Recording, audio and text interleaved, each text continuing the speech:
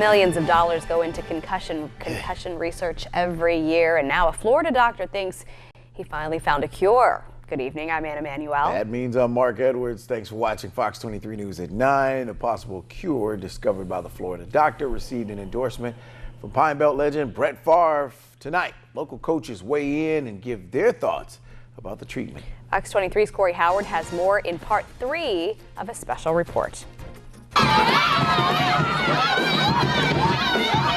Deep South Mississippians live for high school football. But participation in high school football continues to drop as many parents and kids fear the dangers of traumatic brain injuries. I just cringe when I see, I drive, part of me used to smile and go, oh, look at all these kids, but now I cringe. The helmet doesn't fit the kid, and he's running down and he gets just crushed by, 3 kids. But Dr. Jacob Van Lanenkamp's recent discovery of a new drug called Prevacus could be a potential game changer in the world of youth sports. So it's a very safe drug. Even if you suspect a concussion, it's going to get there nasally in your brain in less than 5 minutes and start reducing some of the pathology associated with the trauma. Hall of Fame quarterback Brett Favre stands behind Dr. Van Lanenkamp's new discovery. And recently, 2 legendary high school football coaches, Joey Hawkins and Neville Barr, as well as a sports trainer from Oak Grove, also commented on the possibility of a cure for concussions. The research is still out there. I mean, the CTE is what's the big topic, I guess, the chronic traumatic encephalopathy that people are talking about. And I know Brett's been on TV and endorsing this new drug, and hopefully there is something to this and there is a cure. Both Kevin Malden and Neville Barr worked with Favre when he served as an offensive coordinator on Barr's staff after his retirement from the NFL. Malden, Hawkins, and Barr combined together share 94 years of experience in high school athletics. And while each of them admit to being optimistic about a possible cure for concussions, their main focus remains on preventing the issue.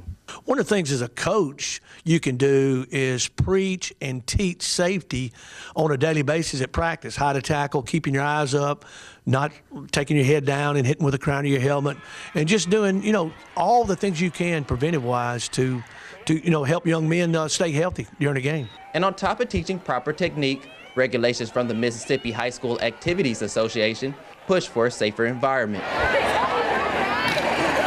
Now, if they have any signs and symptoms, they are not allowed to return to play, and which is good. It's a good thing because we don't want that second concussion that I talked about to happen again. Ultimately preventing second impact syndrome, the same injury that killed a high school linebacker in Georgia earlier this year. The trio believes that when techniques are taught properly and regulations are enforced correctly, youth football becomes a lot safer. And in football in general, I'm proud of what we've done to really take this as serious, because it is a serious matter. And because we want to keep this game safe, because we want kids to play football, because the intangible things they learn in football, they may not be able to get anywhere else. And altogether, one answer remains consistent in each interview. I think we're on our way to being safer. By no means am I trying to remove football from anything, anywhere. But I just want to provide a safer environment for our kids. And but I think football's I think it's a great sport. I think it's going to continue to grow, and I think it's going to get safer and safer. Becoming a safer environment through certification programs for coaches and scientific studies and research for drugs like Prevacus. Corey Howard, Fox 23 News. And in January, the NFL reallocated more than $17 million for concussion research and the effect of brain injuries.